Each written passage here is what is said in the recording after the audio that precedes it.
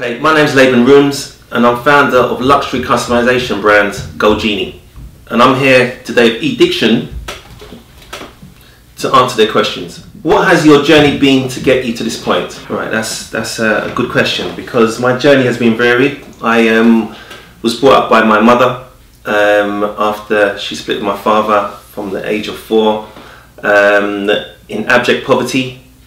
I had to do odd jobs. I cut hedges, I washed cars to bring in extra cash to help my mother.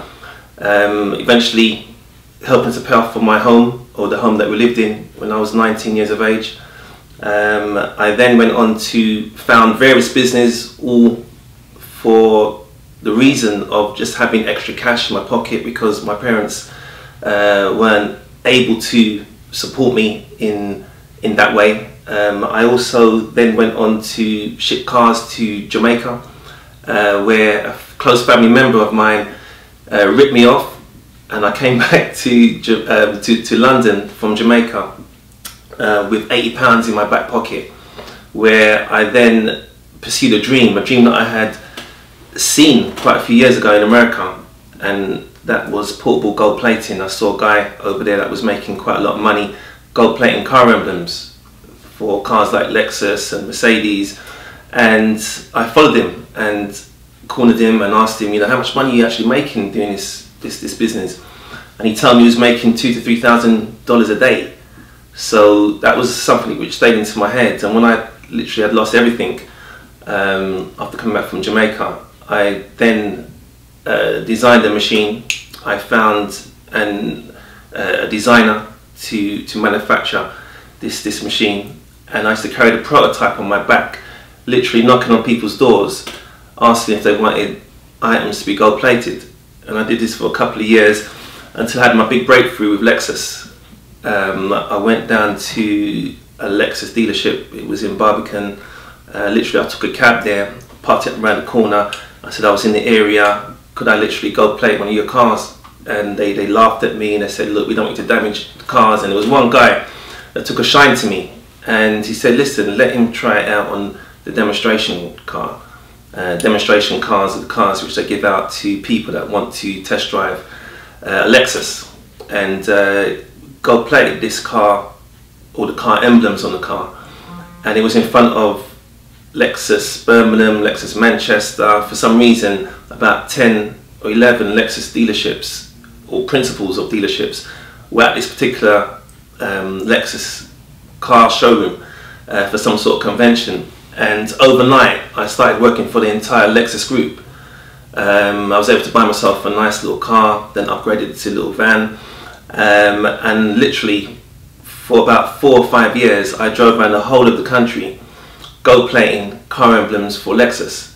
The business was so lucrative, I never ever told them that I was driving all the way from London. Always made up that I was actually coming from the local area, so I was either in Birmingham or Manchester or Leicester at the time. I never ever made them think that I was driving away from London to go play car emblems. And it wasn't until they had their own little convention somewhere else, and they realised that, wow, this guy is the same guy. It's not a company, because I always try to make myself look like a big global international company. And it's interesting because we actually are now, but in those days it was just literally a man in a van, and it wasn't until they all got together they realised that it was this one person that was literally coming to all the dealerships in the UK to go play car emblems.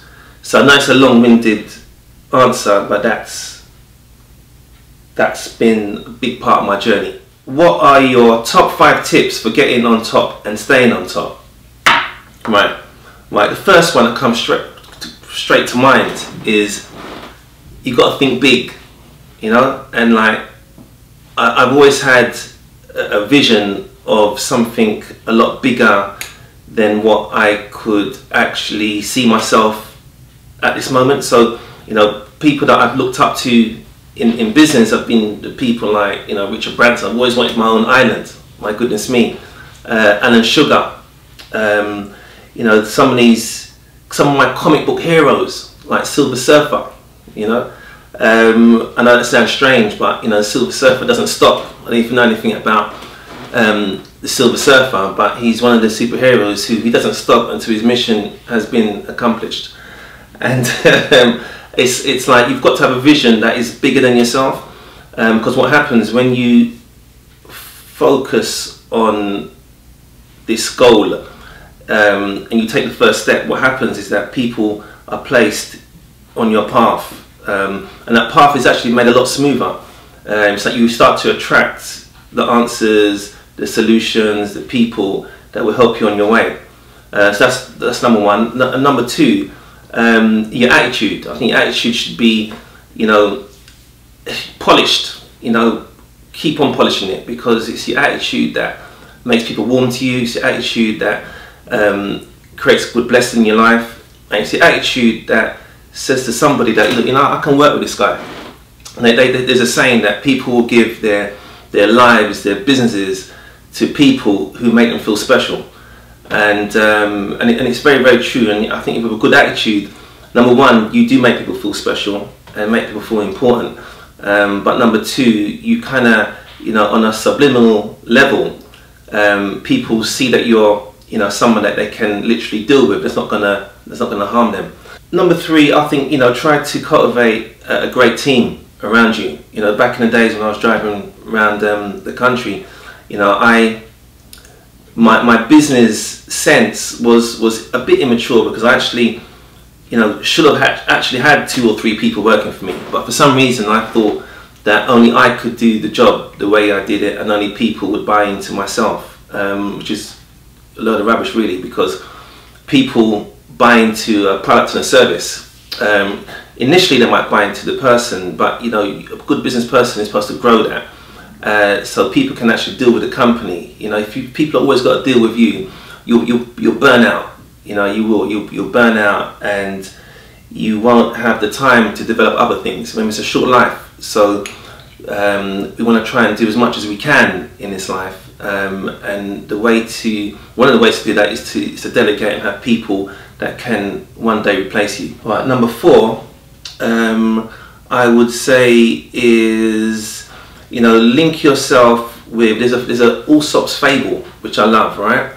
And this Aesop's fable is about the fox and about the lion. And the lion was this really respected creature in the forest or jungle, and the fox was hated. He was despised and loathed. So what the fox did, he followed the lion around, and eventually all the other animals in the jungle said, well, look, the fox is always with the lion seems to always be with the fox. They must be really good friends. So let's give the love and respect that we have for the lion to the fox as well. And the reason why I say that is because one of the first things I did when I formed my company was I linked with Lexus. So, you know, by linking with Lexus, I started to get the same sort of a similar respect that Lexus had. Like, you know, many times people called me and I'd give them the sales spiel. Yeah, we work for Lexus, and it was like, yeah, we know you work for Lexus, and this is why we're calling you. Because, you know, if you're good enough for Lexus, you're good enough for us. So always link yourself with people who are, and companies that are way ahead of you. And to date, you know, we've linked ourselves with companies like Viacom, the Emmy Awards, celebrities like Usain Bolt, David Beckham, Elton John, P. Diddy, Therese Gibson. I mean, the list goes on and on. But when you do link yourself with those kind of people and start working with them and start being seen with them, even in a photograph, people give you an immense amount of respect. And in terms of myself, which is, you know, the company I run is literally it's an internet company, even though we do have retail outlets that we sell into, but it's primarily an internet company. So when you can have people that are basically on your website that are A-class celebrities, and you're dealing with blue chip companies, then you don't have to prove yourself like some other companies that may not have that type of association. You don't have to prove yourself as much. Right, so number 5, right, that's actually quite a lot of stuff, you know. Well, the 5th one has actually got to be believe in yourself. You know, I believe in myself. I always had. I always know I was destined for greatness. Oh, you know, even when I had absolutely nothing in my pocket, and not trying to be arrogant, not being arrogant. There's a long way. I'm just getting started. There's a long way for me to go. But you know, I have an immense amount of belief in myself, and I expect things to go well. I expect to succeed. I expect to make money. I expect to have the things in my life that I want, and I suppose I must bring in that you 100% most definitely must write things down. There's many things that I've written down on pieces of paper. I've got books and books galore in my shed of goals and dreams and aspirations that I've had, that I've achieved, and I don't think there's nothing yet apart from my own island that I haven't really achieved, which I wanted in life, and I put that down to actually writing things down. They say that, you know, you got all these things, it's in the ether. So if you can somehow draw it from the ether and bring it into the material, and my way of drawing it from the ether, or the spiritual, or whatever you want to call it, is by writing these things down. So it's like I'm anchoring it in this material creation, and I just think it's, you know, it's like I've got a wall, right? I've got a wall. In fact, when I wake up in the morning, I turn to my left, and I've got a wall of all the things that I want, and I've put suitcases full of cash on my wall and materialized it. I've put the car of my dreams on the wall and materialized it. I put the house on this wall. It's like there's a wall. I call it my vision then to materialization wall, where it's like I've got this vision of what I want, and I'm able to materialize it. And some people are like that. Some people work very well at that, and you know, I think it works superbly for me. And it's to find out what works good for yourself, because you know, God has made us in a certain way that what we want we can actually have. And one of the things which I tell myself daily is that what I want also wants me to. Share your top wows, words of wisdom, proverbs, or philosophies that help to guide you through life. Okay. Well, the first one's got to be, if a man's going to walk 1,000 miles, he's got to take the first step. And I think sometimes a lot of us are scared of how we're going to achieve this amazing goal we've set for ourselves. But I think the idea is to take the first step, and then, as I said previously, you know, things happen, things are drawn to us, things come to our aid for us to be able to take the second step. It reminds me of a film, I think it was Raiders of the Lost Ark, where Indiana Jones comes to the edge of a cliff, and like this map that he's following says, like, you know, just step off the cliff, and like he's being chased by these Nazis, and he takes this leap of faith, right? He composes himself and he steps out onto this void, and a step forms underneath his foot, and then he hesitantly takes the second step, and then another step forms, and then he's confident now, and he's bowling across this abyss.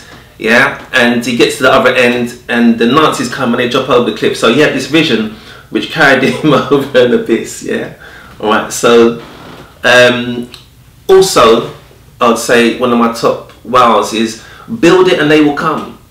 You know, build it and they will come. And what I mean by that is that, you know, sometimes, you know, people take to do your market survey and, you know, go on the street and talk to all these people about if something's gonna work or not. And my thing is that, you know, build it and they will come. So, you know, if you've got a business idea, you know, open a bank account, do your letterheads, try and get your first product sold. And what happens is that you build a momentum. And again, it's tied in with what I said before, is that You know, it's like the vision that you have and taking the first step, whatever, you attract forces to make your plans succeed. Also as well, words of wisdom is, you know, trust your own mind and your own instincts. I know people say, like, you know, you can ask questions and ask that man, ask this woman, ask this person, ask your friends. But I think it's important to keep silent. I think it's important to keep silent. I think it's important to, you know, in that silence, you attract. Silence you attract. It's like a pressure cooker, you know, a pressure cooker, and you start to attract the right thoughts. You start to attract the right people. I think sometimes people can talk too much about their goals and weaken it. It's like, as I said, like the pressure cooker, you open up the pressure top and like all the steam comes out, and like the food doesn't cook as quickly, you know. So, you know, definitely keep your thoughts and your goals and your dreams to yourself until they reach a stage where they absolutely cannot be stopped. You know, because by keeping that thought to yourself, you gain other similar ideas. Other similar ideas are attracted to you, and this is how it works. These are the unseen forces that govern our life here on earth. Tell us 5 things that we don't know about you. Woo! 5 things that you don't know about me. Well, there's more than 5 things. Right. One, I like classical music. I love classical music.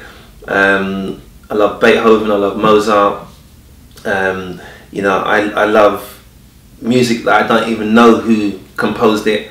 But I love classical music. It helps me to tune myself and balance myself. I also like hip hop. I also like reggae. I like all different types, jazz, funk. I like everything. But I've got a special love for classical music, especially when I feel I need peace.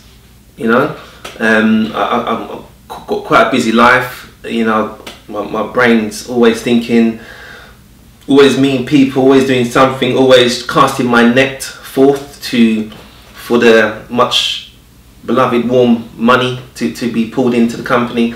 So that takes a lot of energy, and I find that classical music is something which centers me and tunes me in again. Another thing that you don't know about me perhaps is I like to travel. I like to go away free from, maybe you do know that, because maybe some of you guys are looking at my Facebook and see me in Bahamas and Jamaica, Miami. But if you didn't, I like to travel. I like to travel, and I like to meet different people. I think that it's a big world, but it's also a very small world. And the more you travel, the more you find out that people, no matter if they're from Timbuktu, are just like us. They have the same sort of feelings. They hurt, they feel joy, they feel love, they feel everything that we feel. People are the same no matter where you travel, and that, I suppose, is something which never ceases to fascinate me. Another thing that you don't know about me, I have 2 rabbits that I love, and they don't have any names. They're just called rabbits, and they're identical rabbits. They're beautiful rabbits. They're called English spots, and they actually have identical markings. They're like twins. Just one's a little bit larger than the other, and one is female, the other's male. But they are beautiful. I love them. I like to come home and see. I mean, they're house rabbits, so they live in the house as well. And they haven't had any kids yet. They told me that they would breed, but they haven't. I mean, they tried. They go through the actions, but but they haven't had any little bunnies yet. But I love these rabbits, and I will never eat them. I'll never eat them, because that would that would defy the object, basically. There's so much you don't know about me, but I think we'll leave it at the 3 for now. Who inspires your attitude, your style, and why? Alright, fantastic question.